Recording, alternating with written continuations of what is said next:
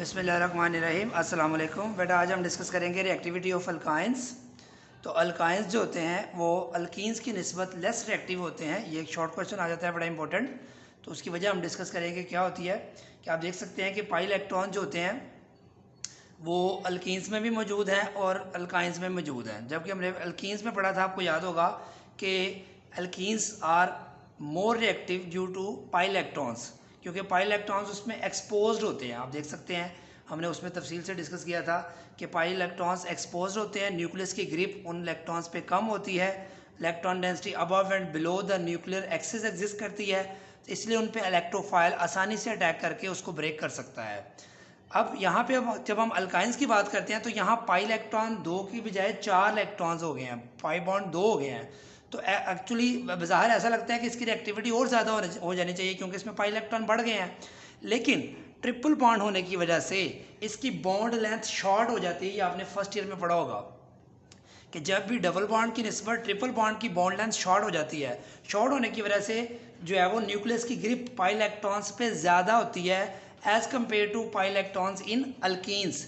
तो pi electrons जो होते हैं, इसको हम ये कह सकते हैं pi electrons are less exposed as compare to the pi electrons in alkynes. तो अल्कीन्स में जो पाई इलेक्ट्रॉन्स होते हैं वो मोर एक्सपोज होते हैं और अल्काइंस में जो पाई इलेक्ट्रॉन्स होते हैं वो लेस एक्सपोज होते हैं due to shortening of bond length. तो बॉन्ड लेंथ के शॉर्ट होने की वजह से पाई इलेक्ट्रॉन्स लेस एक्सपोज हो जाते हैं, इसलिए कोई भी इलेक्ट्रोफाइल इन पे जब अटैक करता है तो इतनी आसानी के साथ रिएक्शन नहीं होता जितनी आसानी के साथ अल्कीन्स में होता है, इसलिए अल्कीन्स की निस्बत अल्काइंस लेस रिएक्टिव होते हैं। ये शॉर्ट क्वेश्चन आपको आएगा तो आपने करना है। उसके अलावा अल्काइंस जो रिएक्शन शो करते हैं वो 4 टाइप्स ऑफ रिएक्शन शो करते हैं। कौन कौन सी है उसको डिस्कस करते हैं। पहली टाइप है बेटा एडिशन रिएक्शन, जो कि अल्कीन्स भी आपको पता है शो कर सकते थे ड्यू टू पाई इलेक्ट्रॉन्स। जब भी कोई हाइड्रोजनेशन हमने पढ़ा था, एडिशन ऑफ हाइपोहाइलस एसिड पढ़ा था, तो एडिशन ऑफ हैलोजेंस पढ़ा था। तो इसी तरह यहाँ पे भी एडिशन रिएक्शन ये भी शो करेगा जैसे अल्कीन्स शो करती थी। इसी तरह अल्काइंस ने ऑक्सीडेशन रिएक्शन शो किया था तो ये भी ऑक्सीडेशन भी शो करेगा। पॉलीमराइजेशन रिएक्शन अल्कीन्स भी शो करती हैं और अल्काइंस भी शो करती हैं। और एक जो फोर्थ टाइप जो डिफरेंट है अल्कीन्स की निस्बत, इसको हम कहते हैं एसिडिक नेचर ऑफ अल्काइंस। ये पूरा टॉपिक है, ये तफसील से बाद में आएगा। ये 4 टाइप्स ऑफ रिएक्शन ये शो कर सकती हैं, तो इसको हम 1 बाय 1 डिस्कस करते हैं। इसमें देखिए बेटा, आप देख सकते हैं कि जो है क्लोरीन की जो एडिशन होती है, तो इसमें क्लोरीन जब ऐड होगा अल्काइंस में, तो आपको पता है जैसे हमने अल्कीन्स में क्लोरीन ऐड किया था, आपको पता है उसका मैकेनिज्म भी हमने किया था कि जो है एक क्लोरीन एटम इसके पास चला जाएगा, दूसरा क्लोरीन ऑपोजिट साइड से यहाँ जाएगा, जिससे हमने कहा था ट्रांस एडिशन होगी। आपको याद होगा ब्रोमीन जब ऐड की थी हमने।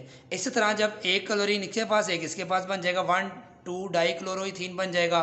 फिर एक और क्लोरीन इसमें ऐड होगा क्योंकि अभी इसमें पाई बॉन्ड मौजूद है। एक और क्लोरीन जब ऐड होगा, एक इस तरफ से एक दूसरी तरफ से, तो ये 1,1,2,2 टेट्राक्लोरो इथेन बन जाएगा। 1,1,2,2 टेट्राक्लोरोइथेन बन जाएगा। इसी तरह अगर आप डायरेक्ट रिएक्शन लिखना चाहें तो 2 क्लोरीन आप इकट्ठे लिख सकते हैं। जैसे आप नीचे ये प्रोपाइन है, प्रोपाइन में जब 2 क्लोरीन ऐड होंगे, एक क्लोरीन 2 क्लोरीन इसके पास, 2 क्लोरीन इसके पास, तो ये क्या बन जाएगा 1,1,2,2 टेट्राक्लोरोप्रोपेन बन जाएगा। तो आपने देखा कि ये हैलोजिनेशन हम इस पर ज़्यादा फोकस इसलिए नहीं कर रहे, ज़्यादा तफसील से इसकी बात इसलिए नहीं कर रहे क्योंकि हमने अल्कीन्स में हैलोजिनेशन कर ली हुई है। तो मैकेनिज्म हमने वहाँ किया था, यहाँ हम डायरेक्ट रिएक्शन करेंगे in the presence of carbon tetrachloride. तो आपको ये बात समझनी चाहिए कि अल्कीन्स के रिएक्शन जिसको आ जाते हैं, अल्काइंस के रिएक्शन उसको ऑटोमेटिकली आ जाते हैं। जिसको अल्कीन्स नहीं तैयार तो उसको अल्काइंस पढ़ने का कोई फ़ायदा नहीं है। इसलिए पहले अल्कीन्स तैयार करें तो आपको लगेगा कि ये रिएक्शन रिपीट हो रहे हैं। इसमें कोई मसला इसलिए नहीं है कि अल्कीन्स में जो रिएक्शन एक स्टेप में होता था ये 2 स्टेप में हो रहा है, क्योंकि वहाँ एक पाई बॉन्ड था, यहाँ 2 पाई बॉन्ड है, इसलिए वहाँ क्लोरीन का 1 मॉलिक्यूल ऐड होता था, यहाँ क्लोरीन के 2 मॉलिक्यूल ऐड हो रहे हैं। इस तरह बाद में आप देखेंगे हाइड्रोजनेशन जब करेंगे तब भी अल्कीन्स में 1 हाइड्रोजन मॉलिक्यूल ऐड होता है, तो यहाँ 2 हाइड्रोजन मॉलिक्यूल्स ऐड होंगे। तो अब हम डिस्कस करेंगे एडिशन ऑफ वाटर कैसे होती है। अब एडिशन ऑफ वाटर की बात करेंगे बेटा, हम देखें वाटर की एडिशन जो है मर्क्यूरिक सल्फेट और सल्फ्यूरिक एसिड की मौजूदगी में होती है। ये इसकी कंडीशंस हैं, आपने याद करनी है। आगे देखें बहुत ही आसान रिएक्शन है, वाटर का आपको पता प्रोटॉन ए के पास चला जाएगा, यहाँ पे CH2 हो जाएगा और OH यहाँ पे चला जाएगा। OH ये आपके सामने जो प्रोडक्ट है ये इसको हम कहते हैं विनाइल अल्कोहल। इसमें डबल बॉन्ड भी है, OH भी है, डबल बॉन्ड को हम EN लिखते हैं और OH के लिए OL लिखते हैं, नोमेनक्लेचर में हमने पढ़ा था। तो इसको हम बोलेंगे इनोल, विनाइल अल्कोहल भी कहेंगे और इसको इनोल फॉर्म कहेंगे। ऐसी फॉर्म जिसमें डबल बॉन्ड और हाइड्रोक्सिल ग्रुप इकट्ठे आ जाए तो उसको हम कहते हैं इनोल फॉर्म। अब ये इनोल फॉर्म बेटा स्टेबल नहीं होती, तो ये क्या होगी, जब स्टेबल नहीं है तो इसका मतलब है ये रीअरेंज होकर स्टेबलाइज हो जाएगी। कैसे, आप देख सकते हैं आगे स्ट्रक्चर बना हुआ है कि H को मैंने इस तरफ लिख दिया, आप देख सकते हैं, क्योंकि इसकी शिफ्टिंग समझने में आपको आसानी हो जाएगी। आप देखें कि ये बॉन्ड इस तरफ शिफ्ट हो जाएगा तो ये कार्बन कार्बन डबल बॉन्ड बन जाएगा क्योंकि सिंगल पहले ही था, और ये पाई बॉन्ड इस तरफ शिफ्ट हो जाएगा तो ये CH2 की बजाय क्या हो जाएगा, CH3 हो जाएगा।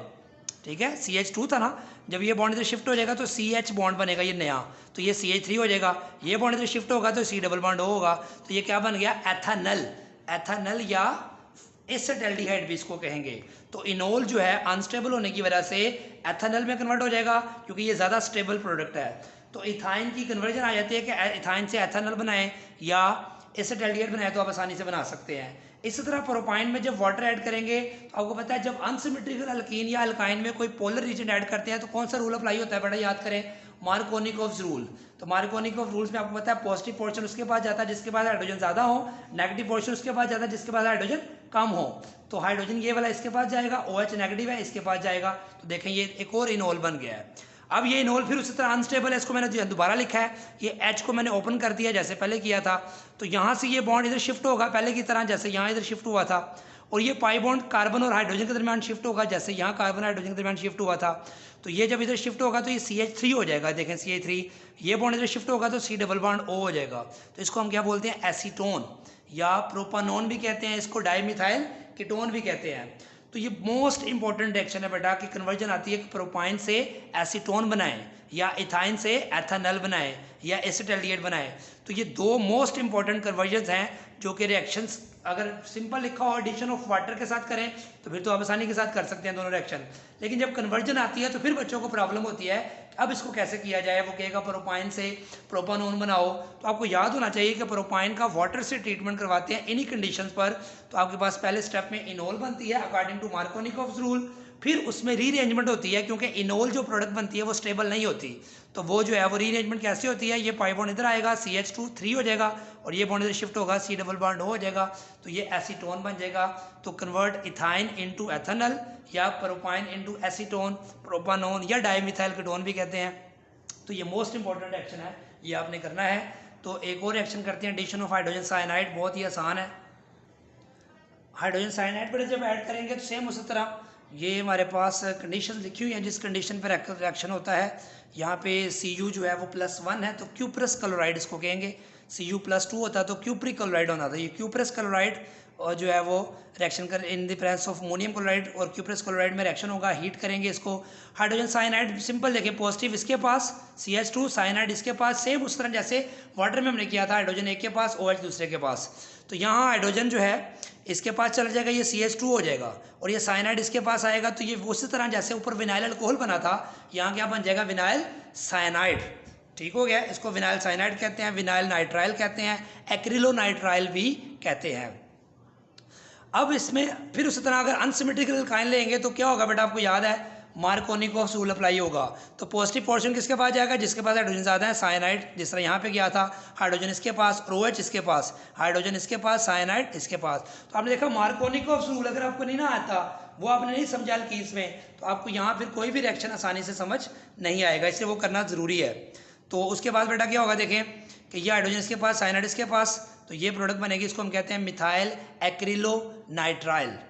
तो ये मोस्ट इंपॉर्टेंट, ये मिथाइल, ये विनाइल साइनाइड, एक्रिलोनाइट्राइल इतना हिस्सा था, यहाँ जो हाइड्रोजन था ना ये वाला, इसकी जगह मिथाइल लग जाए तो इसका नाम बनता है मिथाइल, ये एक्रिलोनाइट्राइल था, मिथाइल एक्रिलोनाइट्राइल। ये बुक में नहीं दिया हुआ रिएक्शन, ठीक है, ये एक्स्ट्रा है किया है ताकि ऑब्जेक्टिव वगैरह में आ जाता है, एनडी टेस्ट में भी ये पूछ लेता है कि प्रोपाइन में हाइड्रोजन साइनाइड ऐड करें तो क्या प्रोडक्ट बनती है।